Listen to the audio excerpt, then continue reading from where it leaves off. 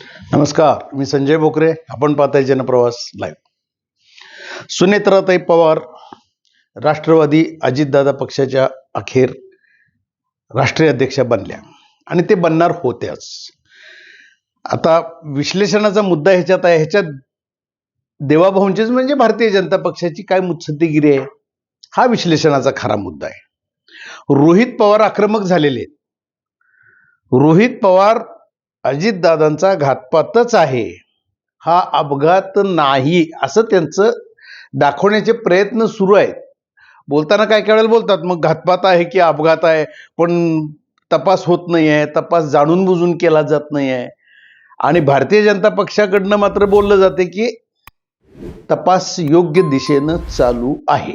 अगदी मुरली अण्णा मोहोळ केंद्रीय राज्यमंत्री यांनी सुद्धा ते स्पष्टीकरण दिलेलं आहे. असो, परंतु आत्ताची खेळी महत्वाची आहे. सुनेत्राताई आता राष्ट्रीय अध्यक्ष बनलेले आहेत.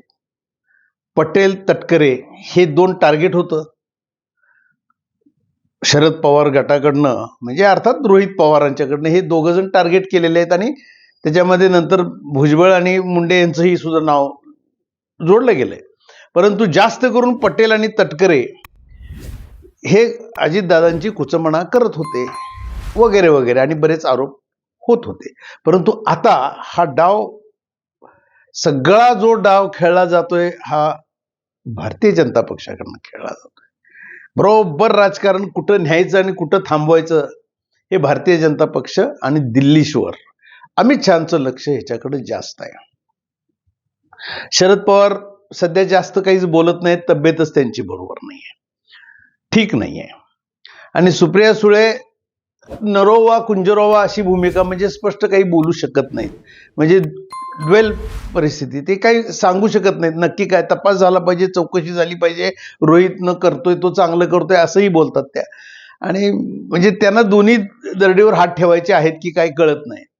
कारण मग शेवटी पवार साहेबांचं राज्यसभेवर जायचा पण विषय आला.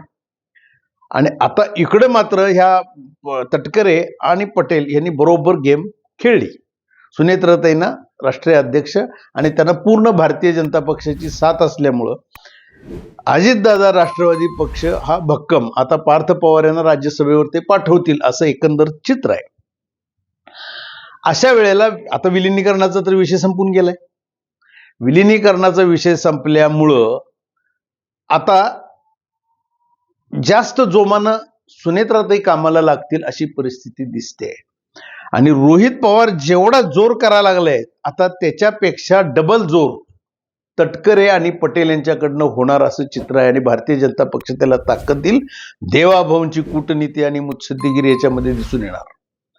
आणि एकदा रोहित पवारांचा फुसका बार ठरला याच्यात, तो घातपातच आहे का अपघात आहे हे एकदा चित्र स्पष्ट झालं, सगळं डिपार्टमेंटनं सगळे दाखले दिले, तर रोहित पवारांची भूमिका नंतर काय असणार आहे, फुसकाबार ठरणार ना. मग तो असा ठरवायचा डाव भारतीय जनता पक्षाच्या केंद्रीय नेतृत्वानं आणि देवाभाऊनी राज्यातील नेत्याने ठरवलंय. हे ठरवण्यामागची भूमिका असं आहे की पवार साहेबांची भूमिकाच कुठली क्लिअर होत नाही, त्यांनाच कळत नाही. कळायचंच बंद झालंय म्हटलं तरी काही हरकत नाही आहे. कारण त्यांचे आठ खासदार आहेत.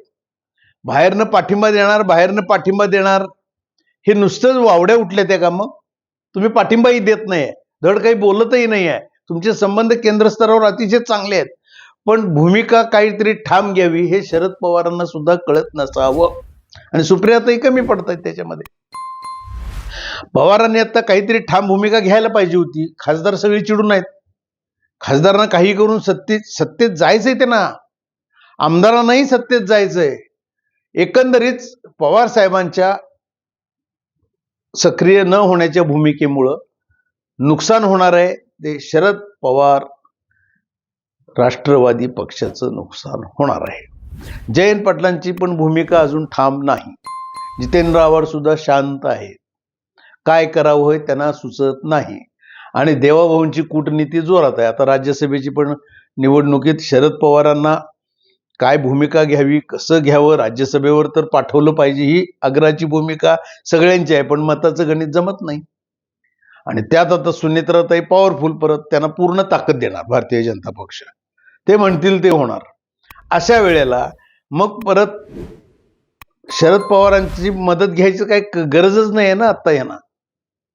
पार्थ आणि जय पवार ही दोघंही आता सक्रिय झालेली दिसत आहेत राजकारणामध्ये. अशा वेळेला रोहित पवार यांचा फुसका बार कसा उडवायचा याच्यासाठी सुनील तटकरे, प्रफुल्ल पटेल, छगन भुजबळ आणि धनंजय मुंडे हे आता इथनं पुढं अग्रेसर राहतील असं आत्ताचं तर चित्र दिसतंय. बघूया आगामी काळात काय काय राज्यसभेच्या निवडणुकीच्या वेळेला योग्य ते आपण विश्लेषण करतच जाऊ. आज इथंच थांबू, उद्या पुढच्या भागात.